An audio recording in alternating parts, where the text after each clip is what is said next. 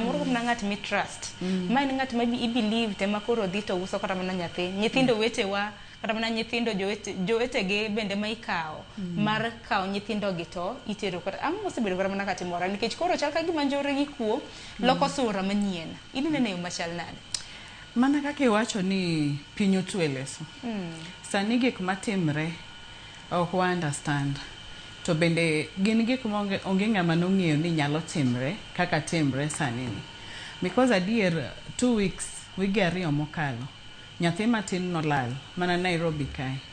to iyudo ni nyathi ma ja higni 15 emobiro mokawo nyathini motero ir jomoko ni jogo no onyise ni dhi nyiewo ne simu ka nyathi ma ja higni 15 inyalo wuond ni dhi nyiewo ne simu mondo dhi okel nyathi matin modhi mokawo nyathi na dier modeliver en gima lit ahinya because ma nyathi ma bende kata ini wuon kineno kom utugo gi nyathini onge gima nyalo bire mang'e be ok inyal paro anything ni nyathina ni nitiere at danger mana kaka iwacho sani ok joma maboyo matimo gik marichogi gin mana joma wan godo machiegni joma nyithindo neno pile kendo joma wa trust omiyo wan kaka jonyuol wan gi tich matek sani because nyathi bende kibiloro ne ot mok wuog oko but adwaro ni mondo janyuol ka janyuol ng'e ni nyathini ni kanye nyathini timango because kata nyathi ma ja higni 15 ni en ang'o mane tere kabisa ni nyako bed gi sim inyise ni dhiom na nyathicha mondo atimre nade amiye sim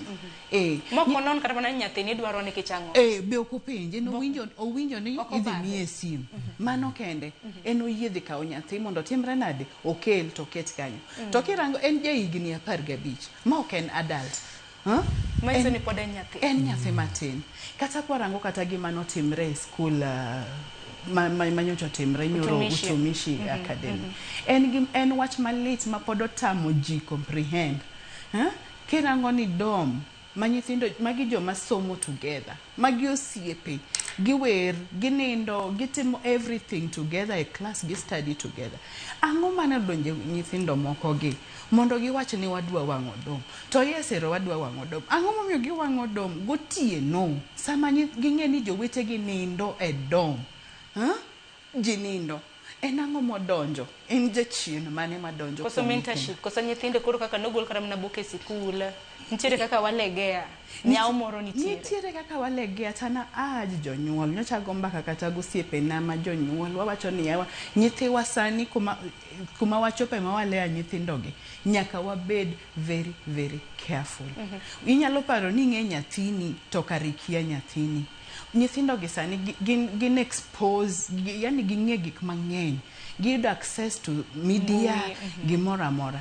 nyithindo gero wan kodgi Nyasaye osemiyo wagi onge kuma ginyalo dhiye magi nyithiwa to magi future makiny